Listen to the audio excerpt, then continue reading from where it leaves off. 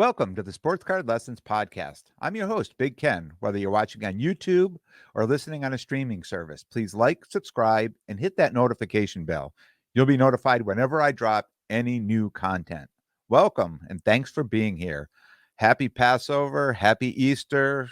Hopefully, you got to be able to spend time with family this week, celebrating what it is you celebrate. And it's always great to get together with family. And wow, it's always great when your sports team here in Connecticut, where I am, are winning national championships, right? We have Quinnipiac men's college hockey won the national championship last night. Um, they came back from being down 2-0. They tied it up late in the third period and won it 10 seconds into overtime. Really exciting. And then the week before that, right? UConn men's basketball, national champion, absolutely dominated the NCAA tournament. It's just great to be a sports fan here in Connecticut this year, and give us some bragging rights on our college teams. It doesn't happen often, but when it does, it's awesome. And what an exciting hobby weekend for me! Friday night, I went and hung out with my man John Newman, Sports Card Nation podcast. We went out. He was coming down for the show. He was setting up at the show on Saturday, and he was going to be on the panel Saturday night. So he came down Friday night. So we made arrangements. We went out, had a great dinner, and just chopped it up. Hockey cards and the hobby and whatever we could come up with. It was a great time. Got to hang out all day Saturday at a card show, set up with my man Rob, sports card therapist. Man, I tell you, you put the two of us together as nonstop laughs between deals being done. It just always makes for a great day. And let's jump into the episode today. I'm just going to break down the New England Card Show. We'll start on Saturday. The show was at the Mass Mutual Center. And first off, it's just great to see everyone that came out. I know it was a holiday weekend, so it was tough for a lot of people. Some of the usual people I always see, the usuals I see, weren't able to make it because they were doing things with family. It was a holiday weekend. Completely understand. You can't make them all. But those who did come out, it's just great to see people, talk to people. It's always a good time. The show had great attendance. There was constant flow of people coming through the show. And for me, newsflash, I bought more than I sold. I seem to be doing that more lately. More kind of that I want to, but I'm always excited to get great cards. And this is one of those shows.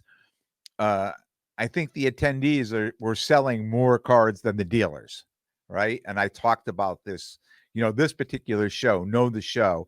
So in the past, I've labeled this show as being a better buying show than a selling show as a dealer. And the last show was a little different. I sold more at the last show than I bought. So I said, okay, now we're coming into another show. Where's it going to be? Am I going to be buying more, selling more? And kind of went back to what I originally know of this show. It was just a better buying show than a selling show.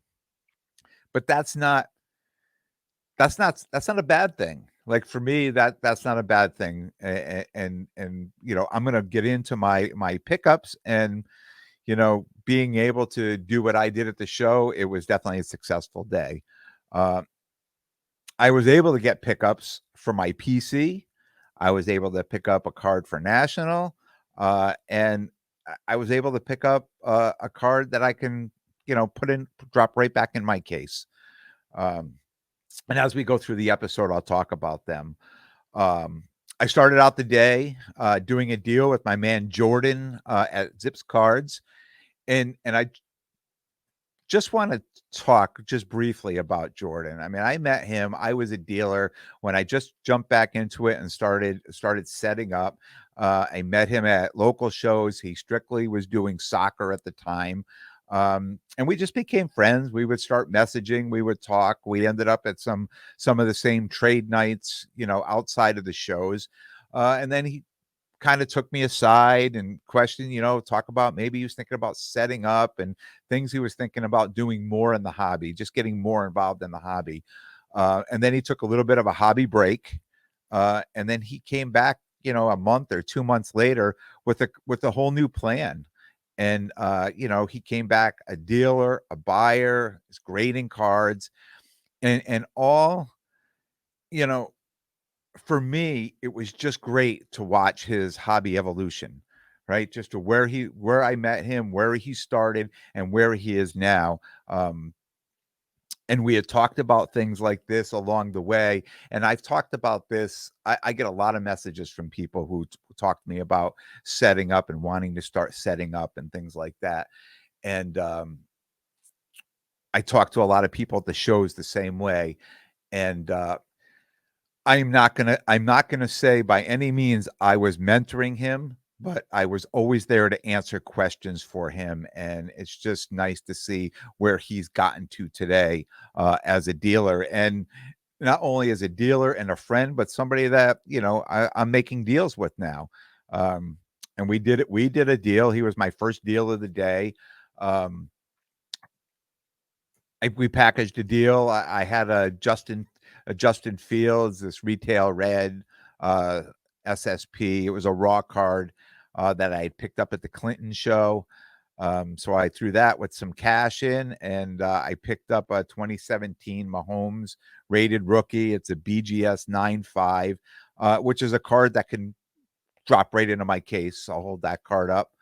Um, there you go. If you're on YouTube, you'll see the card. It's just we've all seen the card, the rated rookie Mahomes, but it's a great card, right? It's something I don't mind having in my case, and it's graded too, so it works for me. And I know, uh, in conversation with Jordan, I know he's going to grade this card and take the time to have it graded and see how it works out for him. I was able to walk the show before it started, and I was able to, just from another dealer, I picked up a Trevor Lawrence press proof yellow PSA 10. And I know, here's all the buzz. It's nothing new. Everybody's talking that, Trevor is going to be the hottest QB rolling into national this year. So this is a card that I picked up. I was able to pick up well under comps, and it just made sense for me to pick this card up because it's a card I can drop into my case, because more people in their mind are saying, they want to pick up Trevor Lawrence cards. So I don't mind picking these cards up and drop them in my case, because it's something that the margins are right, that I could sell it at a good price and make a little money. And I'll hold this card up. And I love the coloring on this card. I love the yellow, and of course it's got the Jaguar green around the inside of it, and it's such a good looking card. When I walked up and I saw it in the case, immediately my eyes just locked onto it, and I'm like, wow, that's a card I want to put in my case, and I think other people feel the same way. Also, walking around before the show started, I was able to pick up a Desmond Ritter Spectra RPA numbered to 125. Just a really sick patch on this card. And I talked last week about picking up Ritter stuff, doing a little low budget prospecting, right? Hoping to move these either before national or at national. So this is kind of a play for me. And I talked about it. If I can get these cards cheap enough, and I can make money on them, I mean, that's setting up at these shows. I need to put cards in my case that I can make money on, and I need to put a plan together. So a little bit of prospecting on him, but I have a feeling that he's got a good supporting cast around him, and he probably has one of the better chances of being named the starter. And when he does, I can put them all up for sale. And I'll just hold this up so you can see the patch on that card. It's just unbelievable. It's so nice. And I'll probably have this card graded. Probably will go out shortly to be graded. So the day went on. It was a good day. It was busy. It was busy for a while. It slowed down. In the afternoon, I saw an older couple going table to table. They had a box. They were trying to sell some cards. Um, and you overhear what people are talking about. And I mean, I'm not sure how well they did selling the cards. It seemed like they weren't selling anything. And they got closer to my table. I heard them mentioning they had a Rittenhouse card, and you know, the gentleman was saying was he was trying to explain low pop, but he was saying, if you call the PSA, they'll tell you it's a better card than all the rest of them. He didn't actually know how to say it, but I kind of got the idea of what he was explaining. Um, so I watched them kind of go around, and eventually they're going to get to my table, right? So they get to my table and they look at my cases, and he says, "Oh, I have something for you." And immediately he pulled out a hockey card that I looked at that I really wasn't that interested in, and I said, "Well, what? Where's those Rittenhouse cards you were talking about? The low numbered or low pop cards." He goes, "Oh, yeah, let me pull those out." So he pulled two cards out. They were 2013. They were WNBA rookie cards. Um, Brittany Griner, number one draft pick. It's a PSA 8. It's a pop 12. And I will hold that card up. A really nice looking card. And the Elena Della Dawn, the number 2 draft pick, PSA 8.5, and this is a pop 2.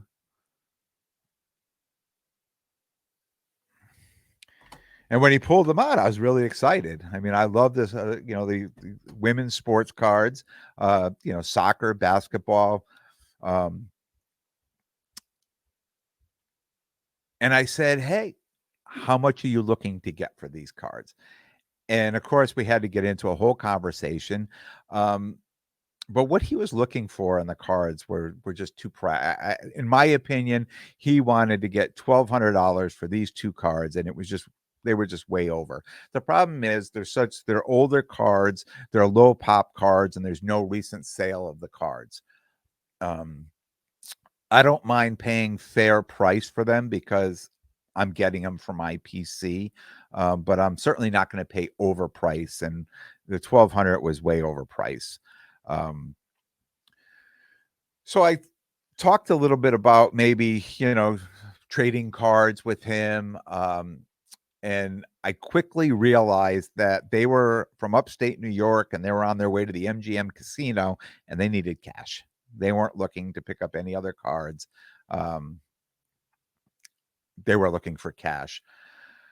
So we worked back and forth for a while, and I ended up making a deal.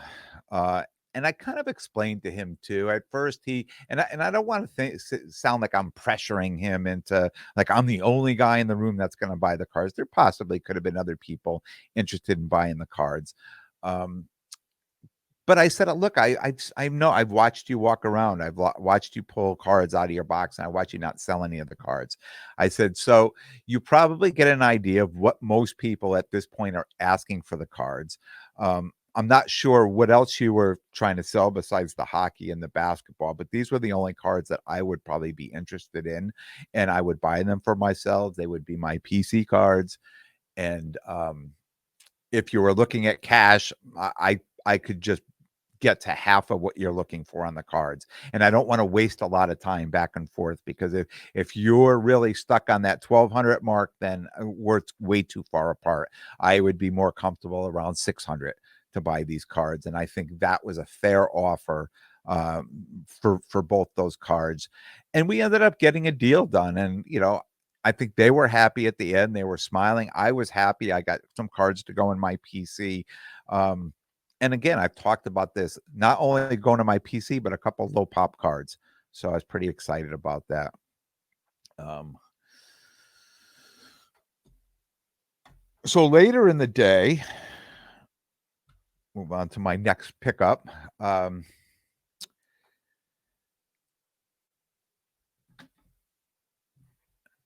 It was probably about, I would think around 4 o'clock.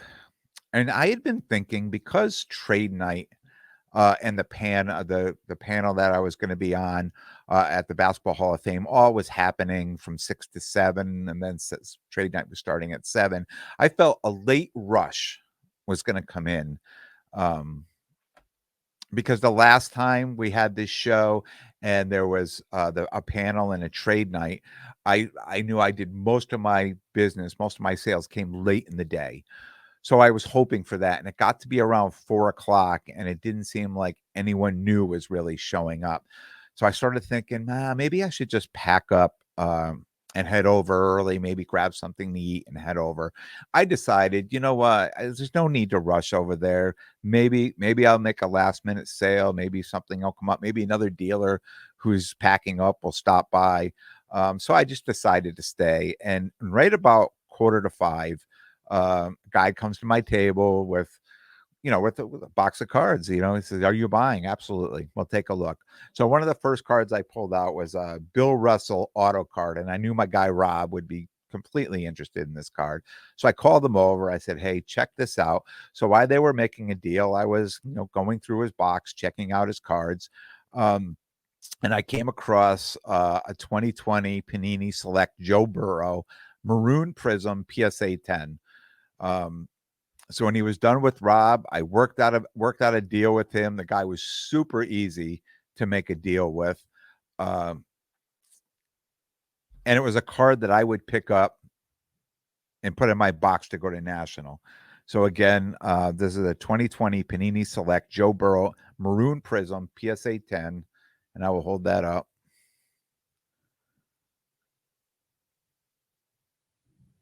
Just a great looking card, and just a card that I'll hold that card because I know that card will fly out of my case at National. So that'll definitely go in the National box. So I was excited about that deal. And right as I was saying, okay, I'm going to start packing up, I looked over, I see my man Chuck Bird over there, and he had a crowd around him all day. He does a lot of buying as well. And he was by himself. And I said, "Oh, I'm going to run over and say hi to Chuck." So I ran over, uh, just chatting a little bit and looking in his case. I looked down and I noticed he has a 1994 Upper Deck World Cup soccer card, Mia Hamm card. I was like, "Wow, new card?" And he goes, "No, I think I've had that a while." I said, "I don't think I've ever seen that in your case." And I always stop and talk to Chuck. Just pulled it out, made an easy deal. Chuck is probably one of the easiest people to deal with at the shows. Made an easy deal, and I picked that card up, and it's just another PC card. And I'll just hold that up too. Just another card I'm excited to have. Sorry about the lighting. There we go. So I'm pumped about having that card. And that card's not as low pop. I think the pop on that was like 120 or 121, something like that on the card. But still very excited to have it. It'll end up in this case behind me with the rest of the women's soccer. So it was definitely a good day. I picked up a number of cards I was really excited to have. And I probably looked through 40 or 50 cases, on Saturday. And there wasn't a lot of high-end stuff. And I'm gonna say one thing, and I've talked about this, and I want to think maybe I've taken a little bit of credit in this, but I mean, I'm not the only one that thinks this, obviously. But I noticed a lot of people showing up with with their case in hand in a backpack and dropping those cases. And I'm going through those cases and thinking to myself, these all look like really stale cards. Like I was just going through boxes and boxes of stale cards. And I had one card somebody was interested in, and they said, "Oh, I'm really interested in this card. Would you think we could trade?" And I said, "Well, let me see what you have." And he said, "No." And he kind of walked off and he turned back. He goes, "All right, hold on a minute." And he takes his backpack off and he takes another box out of there. Now, here was all his fire. Here was all his high-end cards in there. We never got a deal done, but I started thinking to myself, I said, maybe this is why I'm not, people are just coming up and they're just hoping that somebody's going to be interested in buying some of their lower end cards. And I understand it because I kind of do the same thing myself. I'd rather, you know, be in control and put the cards out that I want. But it gets tiring going through, cases. You know, I, I'm telling you, I would go through cases of fire all day, and it was like, okay, I have to make up my mind. What am I buying? What am I not going to buy? And I've noticed lately a lot of the cards showing up that there's a separate box or a bag or inside a jacket, but there's always some better cards somewhere else, and those cards come out when a deal really needs to be done. So I appreciate that on one hand, but on the other hand, I'm starting to recognize the cases that don't have much in them. I'm happy to look through them because you never know what you're going to find. Never know what you're going to find, and you would be doing yourself a disservice if you said, "No, I'm good. I don't want to look in that box," because it's the one box you don't look in is probably is the when you missed out on the card you would have wanted the most. So with that said, show's over, 5 o'clock, pack it up, head over to the Basketball Hall of Fame. Um,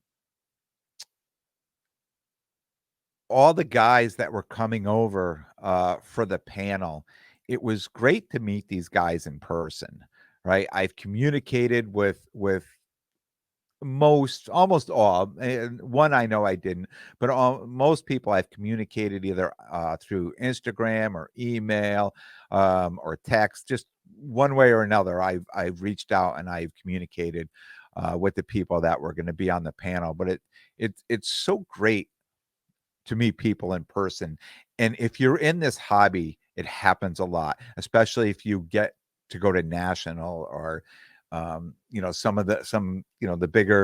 bigger shows, because whether you're on Facebook or Instagram and you do a deal with somebody, you always you start communicating with them, and some of the same guys are selling some of the same stuff, or it could be a promoter of a show or a store or whatever it is, and you become friends with these people, and you've never met them in person. So I just think it's awesome to meet them in person. And when I was at National last year, a handful of people, I talked about this, came up to the table and said, "Hey, Ken, how you doing?" I look up, I'm like, "Great." And I'm thinking to myself, "Oh, who is this person?" Because I've never seen them before. And then they'll say, I'm like, "Oh my God, we talk all the time." So it's always great to meet people in person. And what an all-star lineup for the panel.